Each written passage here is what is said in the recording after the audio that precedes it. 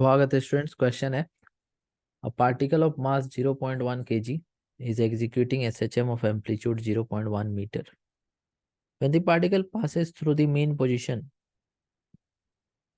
its kinetic energy is 8 into 10 to the power minus 3 joule. Find the equation of motion of the particle if the initial phase of oscillation is 45 degree. अच्छा,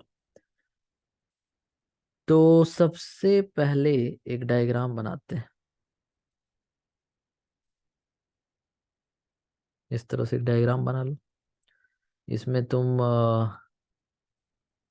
इसको बोल दो कि mean position है, ये plus ए है, ये minus ए है। ठीक है। और वेलोसिटी का इक्वेशन याद कर लो थोड़ा सा। साथ में तुम काइनेटिक एनर्जी का इक्वेशन याद कर लो और एसएचएम का जनरल इक्वेशन। ठीक है, डिस्प्लेसमेंट वाला X equal to A sine omega T या फिर Y equal to A sine omega T, जो भी लिखना है ये इस तरह से ले लो। ठीक है। अब देखो क्वेश्चन में क्या क्या डेटा दिया हुआ है।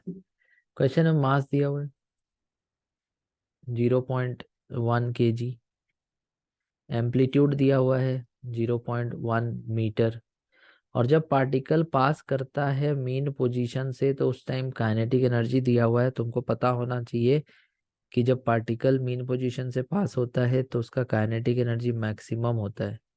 तो मैक्सिमम काइनेटिक एनर्जी दिया हुआ है 8 × 10⁻³ जूल।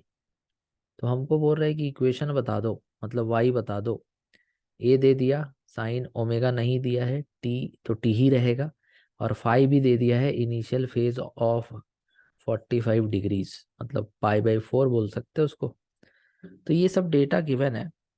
अब जब तक हम ओमेगा नहीं निकालेंगे मेरा काम होगा नहीं। ओमेगा निकालने के लिए हमको दो इक्वेशन का जरूरत पड़ेगा, एक ये वाला और एक ये वाला।